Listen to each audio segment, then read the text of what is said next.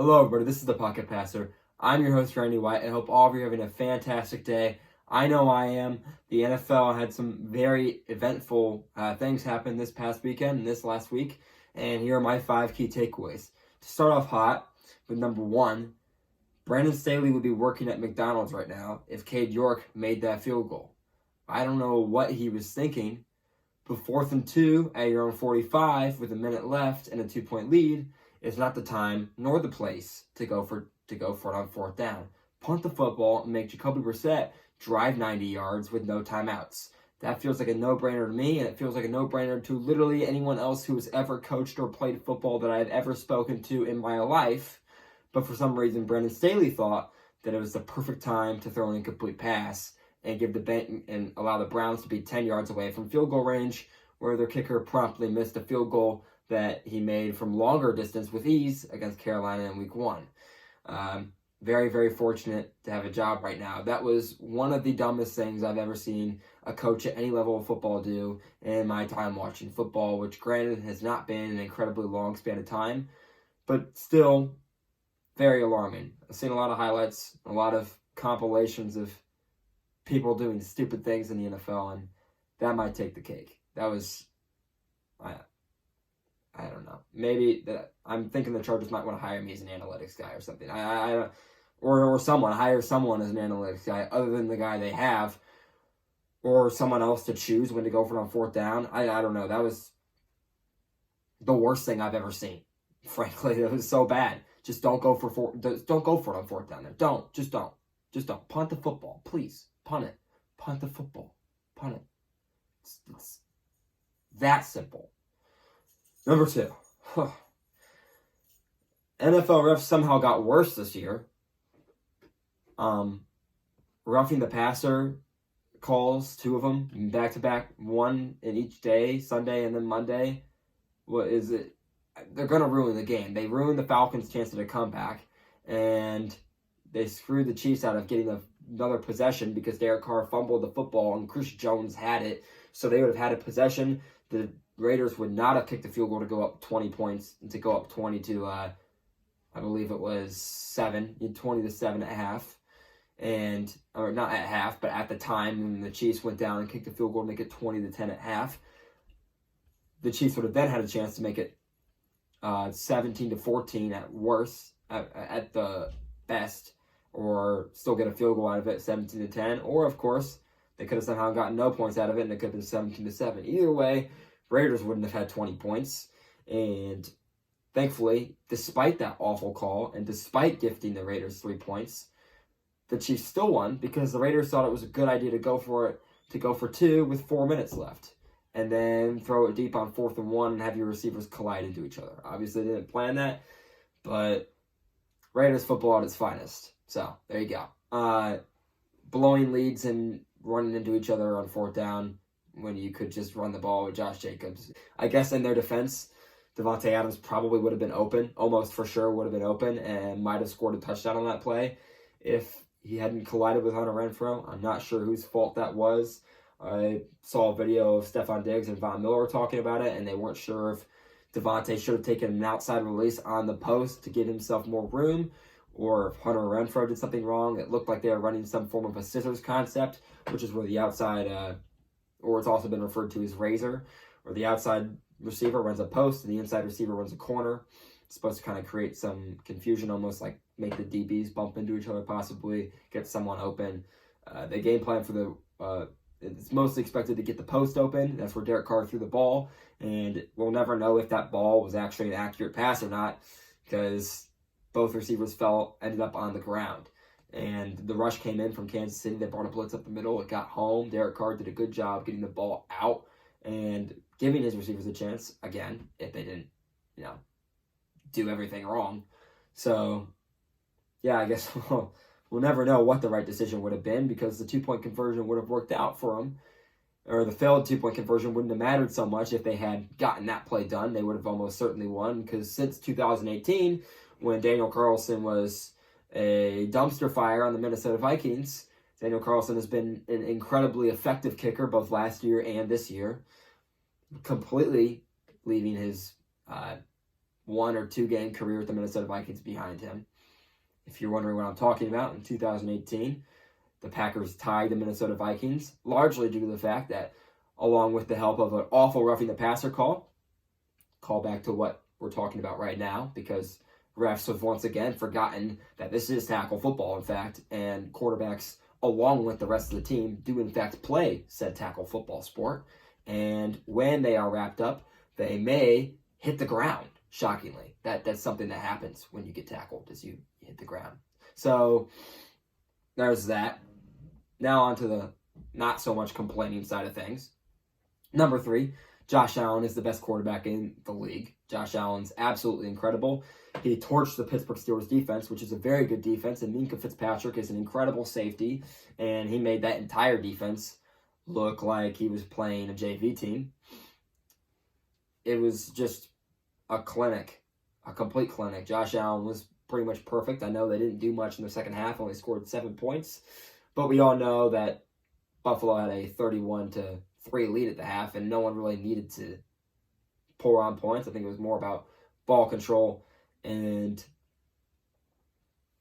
just protecting the ball, protecting the lead. The defense still played very, very well, and the Bills get away with a blowout win. I mean, they look spectacular on all fronts. Kenny Pickett's a rookie quarterback, so the Bills defense, it's an experienced defense with a lot of savvy veteran players. Even if Micah Hyde is out, they were going to give Pittsburgh fits with that rookie quarterback, especially with a very porous offensive line that is not a big fan of run blocking. So Najee Harris, who is a good running back, can't do much of anything on any given play.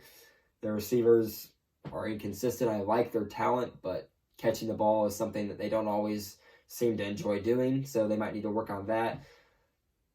Pittsburgh's a team that needs to develop. It's simple as that. They're a team that has a lot of potential, but they have not tapped into that potential yet, and Buffalo is tapping into that potential on literally every facet of their game except for their run game.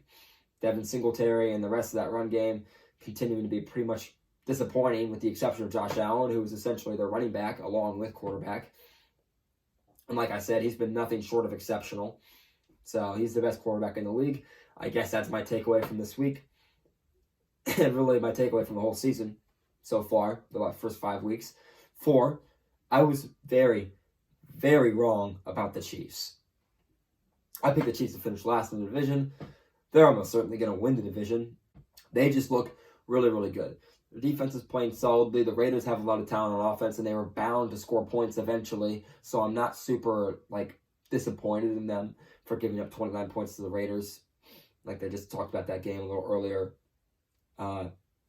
Their defense is performing kind of where I expected it to, maybe a little better even. I'd say better. And the Chiefs' offense has seemingly not skipped a beat. Travis Kelce's still spectacular. He only had 7 catches for 25 yards. 7 catches productive, but only 25 yards. But he had 4 touchdown catches, and he won me my fantasy game. So I am not complaining there whatsoever. And just that offense looks good. They're running the ball effectively.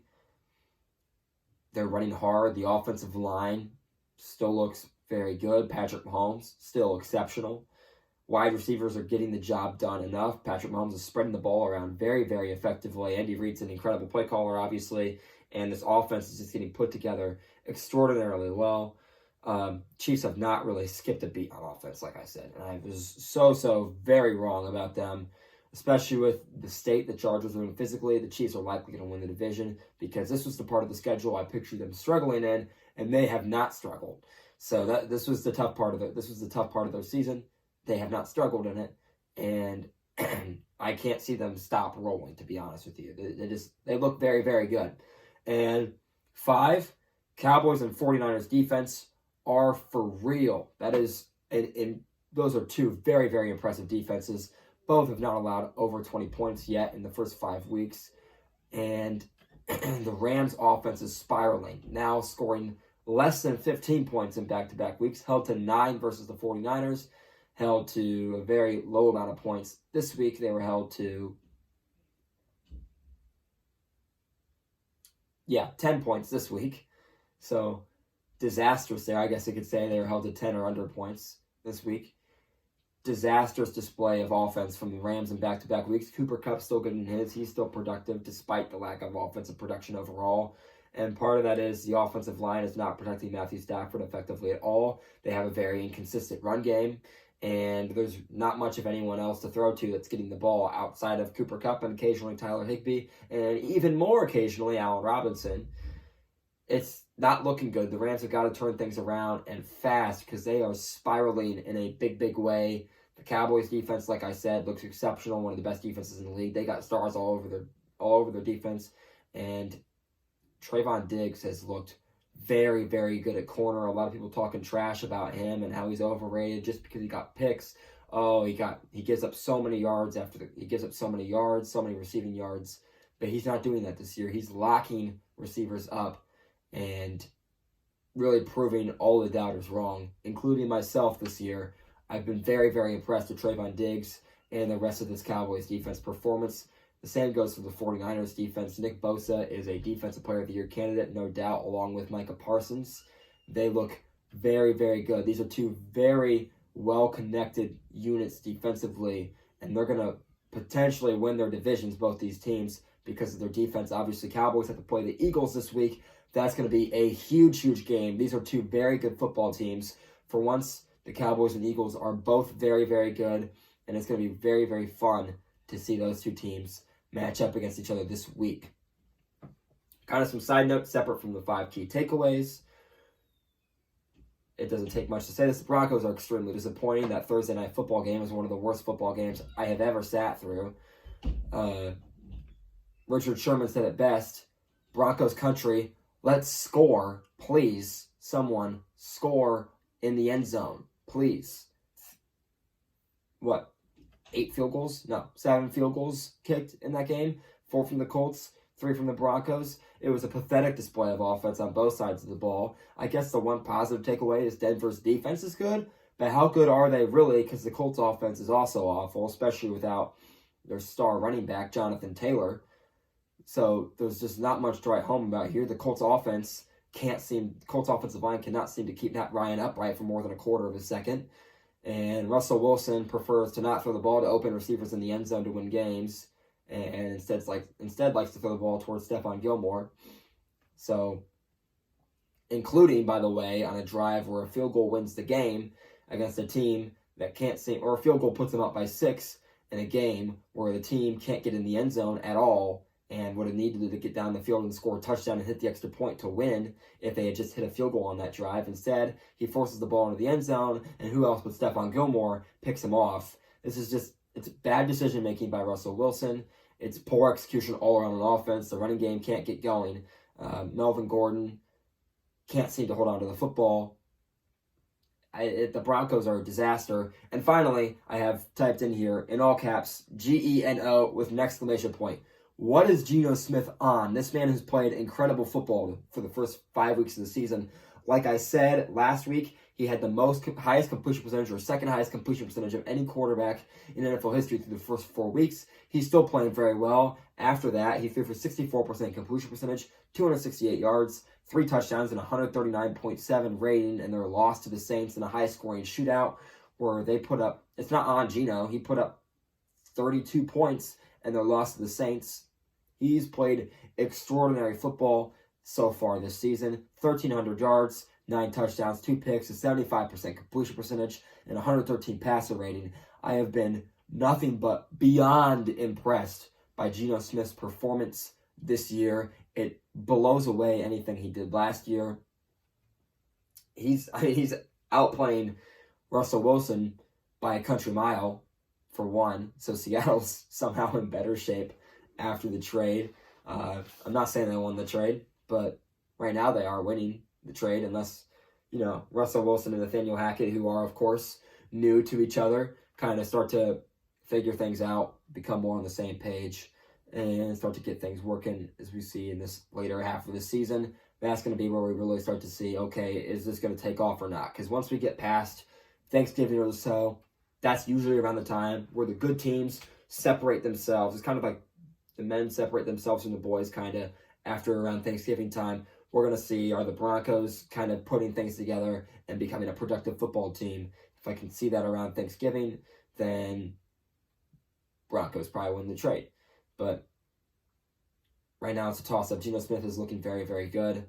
And, he just put up 48 points in their win versus the Lions, where he needed all 48 of those points. They only won by 3. And then he puts up 32 in a loss. It's a shame. Seattle's defense has not been able to perform very well outside of their game versus, you guessed it, the Broncos. So, those are my 5 key takeaways, plus a couple side notes. Geno Smith looking spectacular. Broncos are in shambles. So, quick rundown of the 5 key takeaways. 1, Brandon Staley is lucky to have a job because Cade York missed a 54-yard field goal that would have effectively sent Brandon Staley into the McDonald's drive-thru line. NFL refs somehow got worse. They need to figure out, the competition committee has to meet and get this figured out with. We can't keep having these roughing the passer calls. It's ruining the game of football. 3, Josh Allen is the best quarterback in the league. 2, I was very, very wrong about the Chiefs. And finally, 5, Cowboys and 49ers defenses are for real, and the Rams are spiraling. They need to figure things out, and fast. That's all I have for you guys. If you want to see more of my content, if you like the video, leave a like. If you want to, leave suggestions on future video ideas as I start to get more free time later in the season, leave a comment down below. If you want to see more of my content, subscribe. If you want to be notified when my content is uploaded, I've been uploading on Tuesdays and Wednesdays. I might be expanding as we get later in the season on upload days, but right now we're pretty much sticking with Tuesdays and Wednesdays. If you want to be notified when that happens, hit the bell icon. If you want to see my content on other social media platforms, I'm becoming more active on Instagram and TikTok, posting more on both of those. I posted a TikTok last night talking about the refs briefly. I posted a couple Instagram posts reacting to my disappointment in the Thursday night football game because their offenses are so awful.